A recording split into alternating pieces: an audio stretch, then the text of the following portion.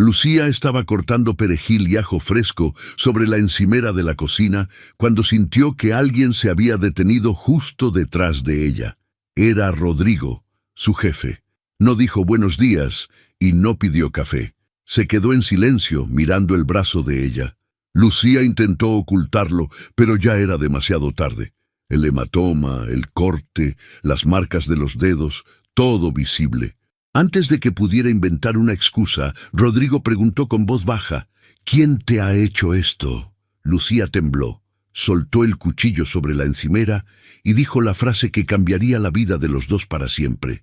«Si lo cuento, él matará a mi hija». Ella no sabía que en aquel momento la persona equivocada lo había visto todo. Hacía 4 años que Lucía trabajaba en el chalet de Rodrigo, en las afueras de Salamanca. Era la empleada más antigua y más de confianza de la casa. Nunca había faltado un solo día. Nunca se había quejado de nada. Nunca había pedido un aumento de sueldo. Nunca había levantado la voz. Y Rodrigo siempre la había tratado con respeto, como trataba a todos los que trabajaban con él. Pero en los últimos meses había empezado a notar algo que le inquietaba profundamente. Lucía estaba diferente. Llegaba más callada de lo normal. Casi no miraba a nadie a los ojos. Caminaba despacio, como si cada paso le costara un esfuerzo enorme. Y al final de cada jornada, cuando el reloj marcaba las 6 de la tarde y era hora de marcharse, Lucía no se iba.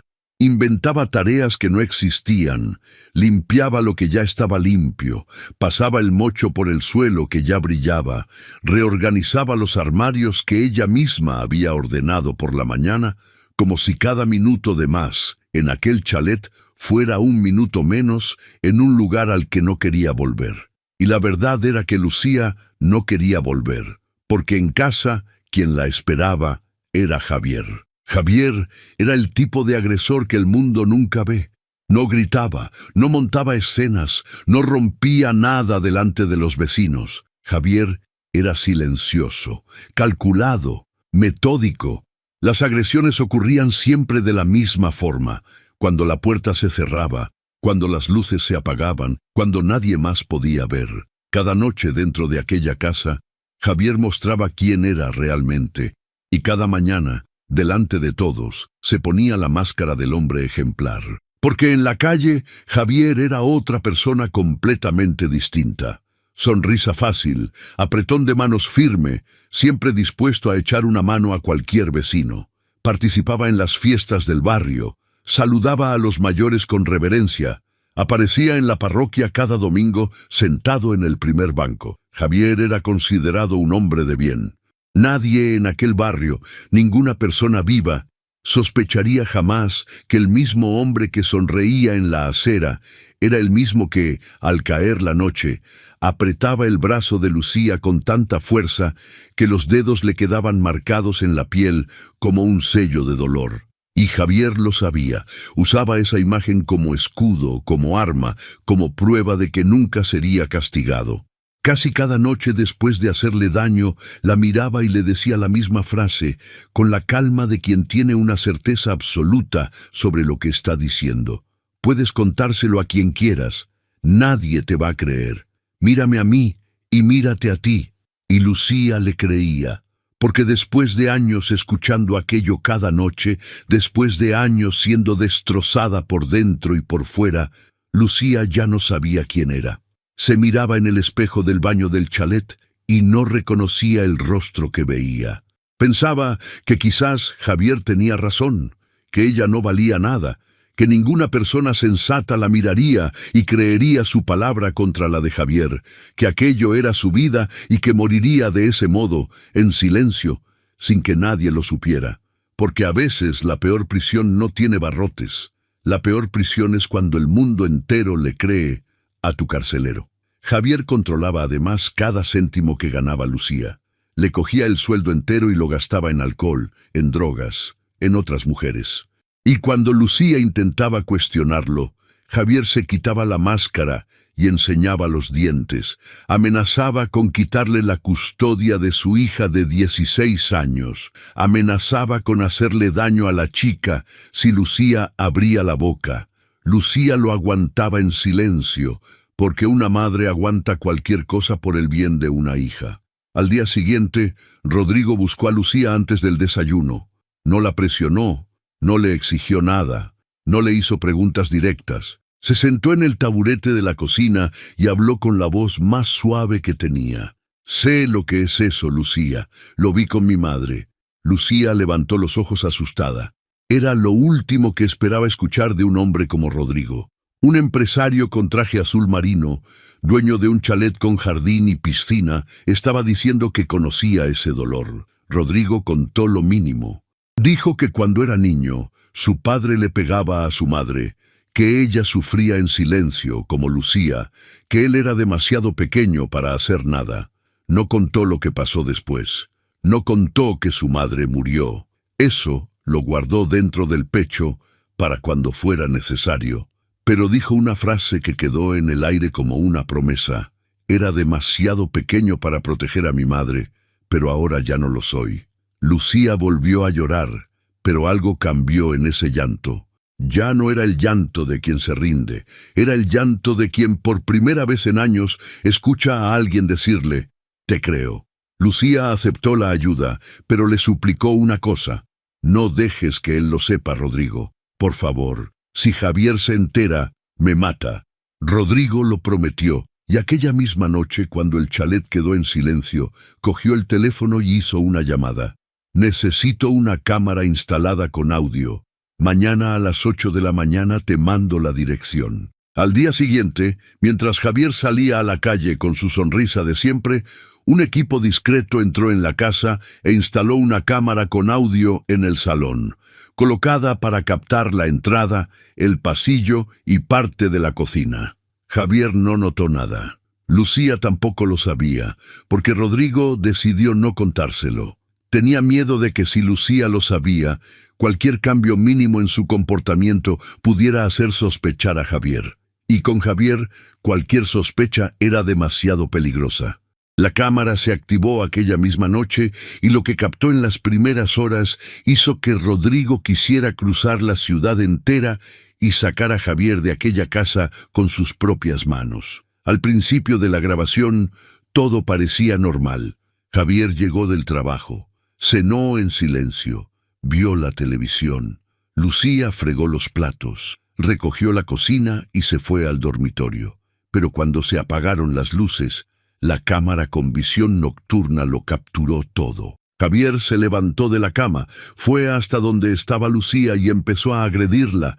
Empujones, bofetadas, palabras que cortaban más que cualquier golpe. «No eres nadie, nunca serás nadie. Deberías agradecer que todavía siga aquí». Rodrigo vio las grabaciones solo en el despacho del chalet a medianoche. Tuvo que pausar varias veces porque aquellas imágenes no mostraban solo a Lucía siendo agredida. Le mostraban a su madre. Le mostraban la misma escena, los mismos gestos, la misma desesperación silenciosa de una mujer que sufre en la oscuridad sin que nadie lo sepa. Las manos de Rodrigo temblaban, los ojos le ardían. Pero siguió mirando, porque cada segundo de aquella grabación era una prueba más de que Javier iba a pagar por todo. Y entonces la cámara mostró algo que Rodrigo no esperaba.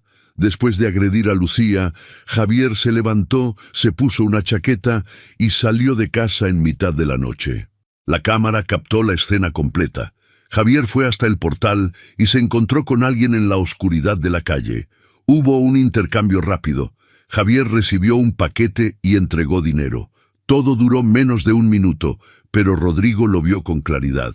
Había algo mucho más grande ocurriendo en aquella casa. En los días siguientes, el patrón se repitió con una regularidad perturbadora.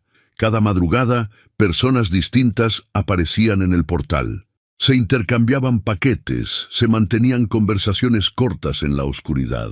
Rodrigo, desconfiado, contactó con un investigador privado de Madrid. La respuesta no tardó en llegar. Javier estaba metido en el tráfico de drogas del barrio y usaba la casa de Lucía como punto de paso para las entregas. Pero no era solo eso. El investigador descubrió algo todavía peor. Javier había abierto cuentas bancarias y tarjetas de crédito usando los documentos de Lucía sin que ella lo supiera. Se estaban acumulando deudas enormes a su nombre, préstamos, compras, financiaciones. Lucía, que apenas sabía leer un extracto bancario, estaba hundida en una deuda gigantesca que nunca había contraído. Cuando Rodrigo le contó a Lucía sobre los fraudes económicos, ella entró en pánico. Le temblaba todo el cuerpo. Además de los golpes, ahora descubría que su marido había destruido su nombre, la había endeudado por completo, sin que ella tuviera ni idea.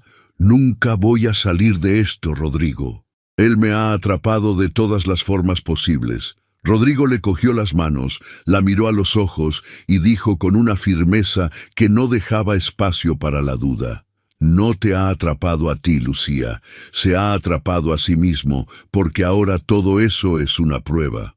Pocos días después, Lucía se sintió mal en la cocina del chalet. Un mareo que ya conocía, que ya había sentido una vez en la vida, 16 años atrás. Se apoyó en el fregadero, se miró en el espejo y supo, antes de cualquier análisis, lo que aquel mareo significaba.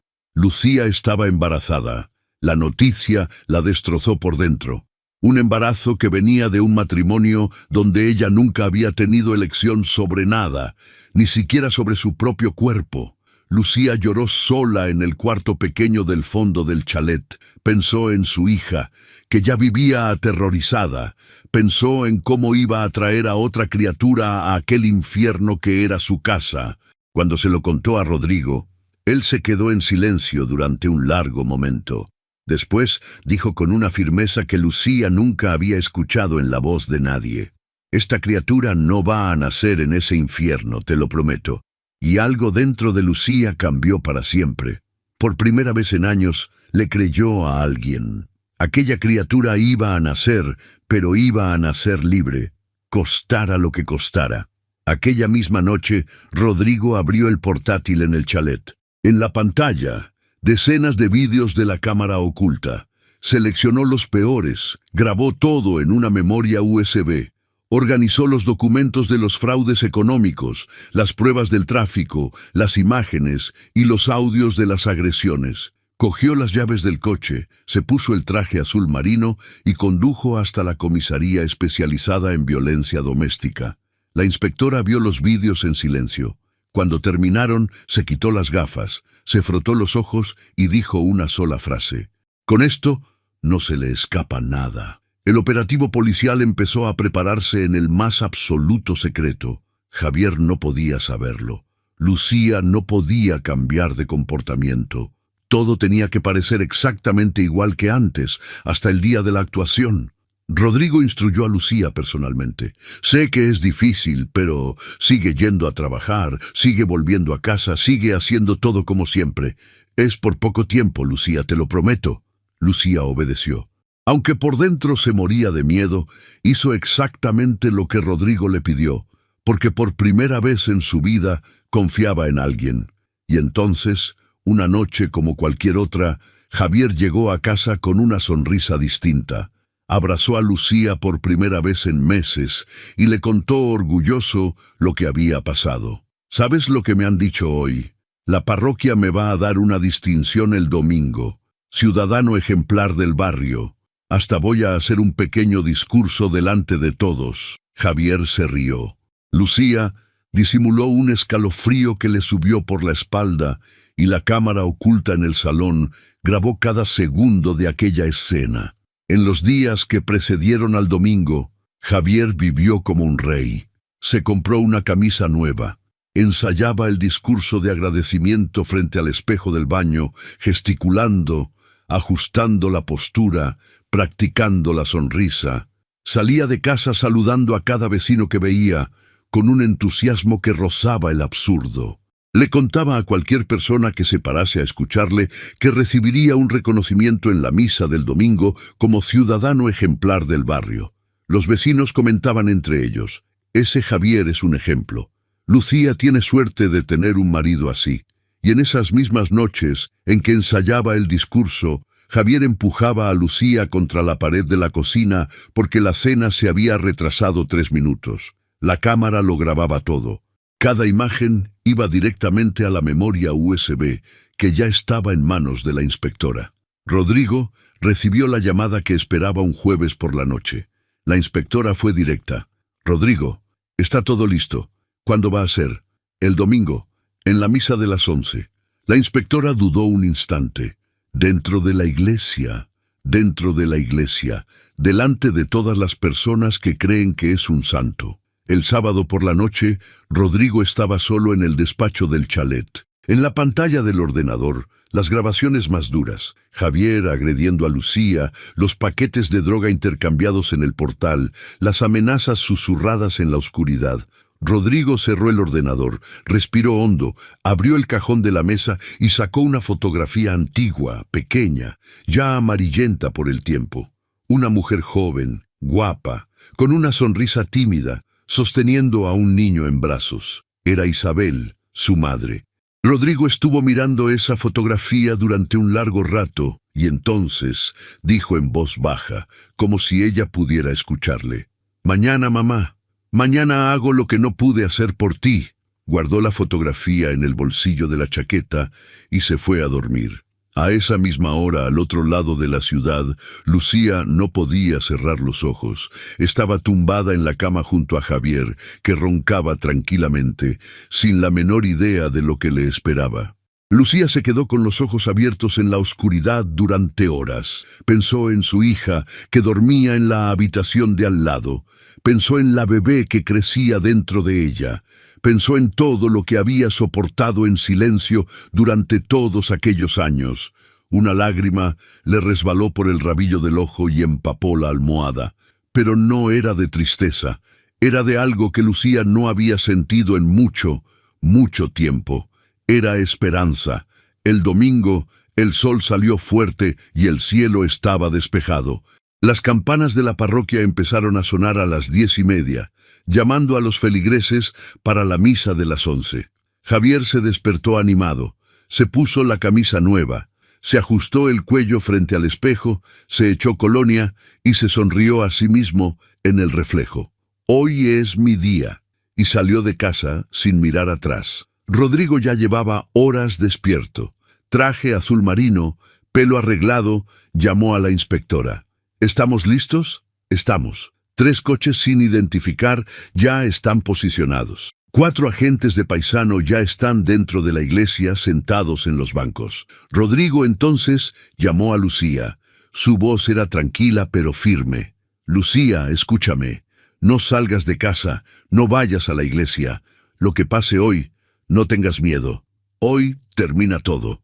Lucía sostuvo el teléfono con las 2 manos temblando. Respondió con la voz cortada: «De acuerdo». Javier llegó a la parroquia como si fuera una celebridad. Le daba la mano a cada persona que se cruzaba con él. Abrazos largos, palmadas en la espalda. Los feligreses le abrían paso con un respeto que Javier saboreaba como si fuera el mejor vino del mundo. Caminó hasta el primer banco y se sentó, cruzando las manos sobre las rodillas, mirando a su alrededor con un orgullo que desbordaba. La misa siguió con normalidad. Cantos, oraciones, lecturas, hasta que cerca del final el párroco alzó la voz y anunció: «Ahora, queridos hermanos, vamos a rendir homenaje a un miembro muy especial de nuestra comunidad, un hombre que es ejemplo de dedicación, de familia y de fe». Javier se levantó. Los aplausos empezaron antes de que llegara al altar. Subió los 3 escalones, se giró hacia la congregación y sonrió. Abrió la boca para comenzar el discurso que había ensayado tantas veces frente al espejo del baño. Y en ese exacto instante se escuchó el chirrido pesado de las puertas de la iglesia abriéndose detrás de él. Javier se paró en seco. La sonrisa se le congeló en la cara. Se giró despacio. Policías uniformados entraron en fila por el pasillo central. El silencio cayó sobre toda la iglesia como una cortina de plomo. El párroco retrocedió. Los feligreses se levantaron de los bancos sin entender lo que estaba ocurriendo. Nadie respiraba. El inspector caminó por el pasillo central, el mismo pasillo por el que Javier paseaba cada domingo como si fuera el dueño del mundo, y se detuvo frente al altar. Miró a Javier directamente a los ojos y anunció en voz alta, clara, para que cada persona en aquella iglesia pudiera oírlo. Javier Fernández Morales, queda usted detenido por violencia doméstica continuada, estafa y tráfico de drogas. Javier sintió que la sangre le abandonaba el rostro. Intentó reaccionar. La voz le salió aguda, desesperada. Esto es mentira. Esto es una trampa. Todo el mundo aquí me conoce. Decídselo. Hablen por mí. Miró a su alrededor, esperando apoyo, esperando que los mismos rostros que lo aplaudían segundos antes dijeran algo en su defensa. Pero nadie abrió la boca. Nadie se movió. El silencio en la iglesia era ensordecedor. Javier fue esposado allí mismo, frente al altar, bajo los ojos de cada persona que le había estrechado la mano, que le había dicho que era un ejemplo, que le había dicho a Lucía que tenía suerte. Las esposas hicieron un clic que resonó por la nave de la iglesia como si fuera el sonido más alto del mundo. Javier fue conducido por el pasillo central con el rostro desencajado por la rabia y la desesperación. Los mismos feligreses que minutos antes le abrían paso con admiración, ahora giraban la cara cuando él pasaba. Lucía no estaba dentro de la iglesia, estaba fuera, de pie en la acera, con una mano en el vientre y la otra a un lado del cuerpo. Vio por la puerta abierta en silencio a Javier siendo llevado esposado hasta el coche policial. No gritó, no lloró, no dijo ni una palabra, solo miró. En el coche, Javier giró la cara hacia la ventanilla y vio a Lucía allí parada, con la cabeza erguida, firme, con una expresión que nunca había visto en ella. Y por primera vez en los ojos de Javier, lo que se leía no era rabia, era miedo, porque Javier entendió por fin que Lucía ya no estaba sola. Ella no necesitaba entrar en aquella iglesia. Ya había vivido demasiado tiempo en un mundo donde Javier era el centro de todo. Ahora Lucía era el centro de su propia historia. La noticia de la detención de Javier se extendió por el barrio como fuego en paja seca. Las mismas personas que lo llamaban santo, ejemplo, marido dedicado, ahora decían que siempre habían sospechado que había algo raro en aquel hombre. Lucía escuchó esos comentarios y no sintió rabia. Sintió solo una tristeza cansada, porque sabía que ninguna de aquellas personas le había preguntado una sola vez si estaba bien. Javier fue imputado por 3 delitos: violencia doméstica continuada, estafa y tráfico de drogas. Las pruebas eran tan voluminosas y tan irrefutables que no había abogado en el mundo capaz de sacarlo de aquella situación. Con la ayuda jurídica que Rodrigo le proporcionó, cada deuda que Javier había contraído en nombre de Lucía quedó demostrada como fraude y fue anulada. Cada estafa fue rastreada, documentada y revertida. Lucía consiguió una orden de alejamiento que garantizaba que Javier nunca más podría acercarse a ella ni a su hija, y la custodia quedó íntegramente en manos de Lucía, sin posibilidad de contestación. Javier perdió todos los derechos. Y una noche cualquiera, semanas después de la detención, ocurrió algo que Lucía no había experimentado en años. Durmió toda la noche, sin despertarse a medianoche con el corazón desbocado, sin quedarse paralizada escuchando pasos en el pasillo. Durmió de principio a fin, y cuando abrió los ojos por la mañana y vio el sol entrando por la ventana, sonrió. Una sonrisa pequeña, tímida, pero real. Una tarde de sol, Rodrigo invitó a Lucía a una conversación en el jardín del chalet. Se sentaron en un banco de madera bajo un castaño grande y frondoso. Rodrigo guardó silencio durante un rato, mirando sus propias manos como quien elige las palabras con el mayor cuidado del mundo. Hay algo que nunca le he contado a nadie de verdad, pero necesito contártelo a ti. Lucía esperó en silencio. Rodrigo empezó despacio. Contó que cuando era niño vivía con su padre y su madre en una casa humilde en un pueblo de Castilla. Su madre se llamaba Isabel. Era una mujer guapa, amable, que hacía de todo para proteger a su hijo. Pero su padre era violento, le pegaba a su madre casi cada noche, e Isabel sufría en silencio, sonriendo de día y llorando de noche, exactamente igual que Lucía. Una empleada doméstica que trabajaba en la casa lo veía todo. Y un día, en mitad de una crisis violenta, cuando su padre perdió el control por completo, esa empleada hizo lo que la propia Isabel no había podido hacer por sí misma. Cogió al pequeño Rodrigo en brazos, lo envolvió en una manta y salió corriendo de aquella casa en mitad de la noche.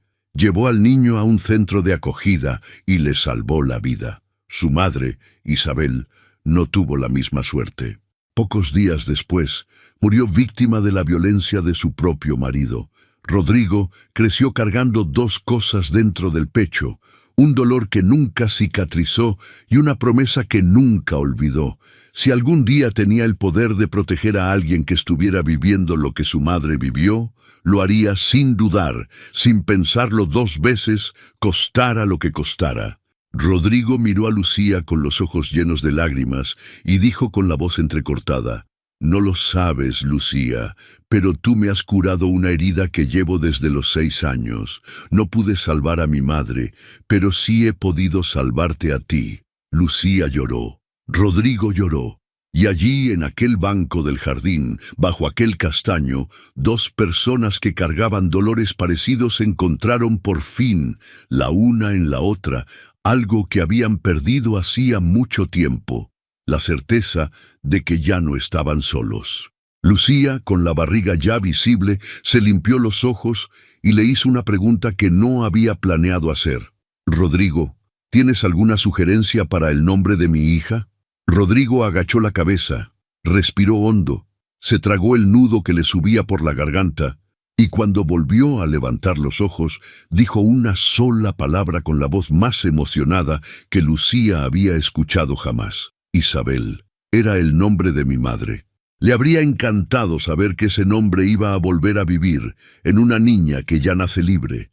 Lucía no dijo nada, solo extendió la mano y apretó la de Rodrigo con una fuerza que decía más que cualquier palabra, y los dos se quedaron allí en silencio, escuchando el viento entre las hojas del castaño, mientras el sol bajaba despacio por el cielo. Meses después, en una maternidad del centro de Salamanca, el sonido del llanto de un bebé resonó por el pasillo. Una enfermera colocó a la criatura en los brazos de Lucía y dijo sonriendo: «Enhorabuena, mamá, es una niña preciosa». Lucía miró a su hija, tan pequeña, tan perfecta, y susurró el nombre por primera vez: Isabel. Y en ese nombre cabían todos los dolores que quedaban atrás, todas las noches de miedo, todas las lágrimas tragadas. Pero cabía también la memoria de una mujer que no sobrevivió y la promesa de que aquella historia no iba a repetirse jamás. Lucía vendió la casa donde había sufrido. No se llevó ni un solo objeto de aquel lugar. No quiso llevarse nada que le recordase quién era cuando pertenecía a aquella dirección.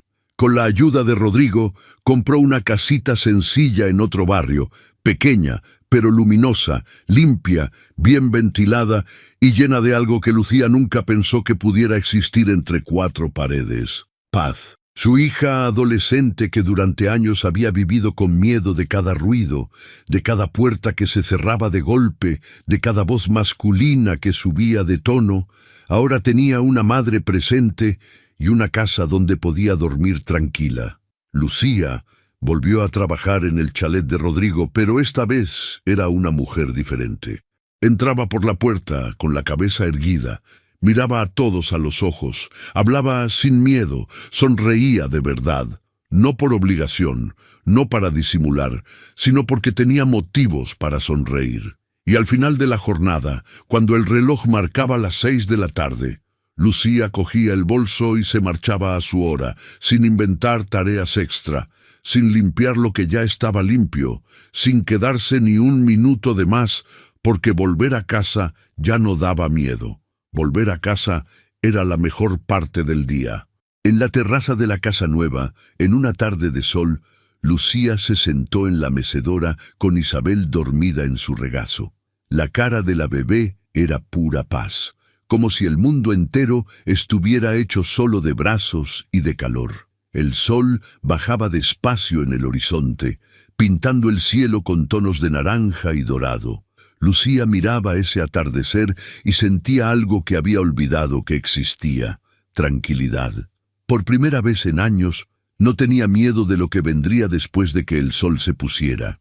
Por primera vez, la noche no significaba dolor, no significaba miedo, no significaba oscuridad, significaba descanso, significaba paz, significaba el silencio bueno, ese que no esconde nada, que no anuncia ningún golpe, que es solo silencio. Y allí, meciéndose en la silla con su hija en el regazo, Lucía entendió por fin una verdad que había tardado toda una vida en descubrir. La verdadera riqueza nunca estuvo en el dinero de Rodrigo, nunca estuvo en el chalet, ni en el traje azul marino, ni en los coches caros. La verdadera riqueza siempre estuvo en el valor de pedir ayuda y en la bondad de quien escucha.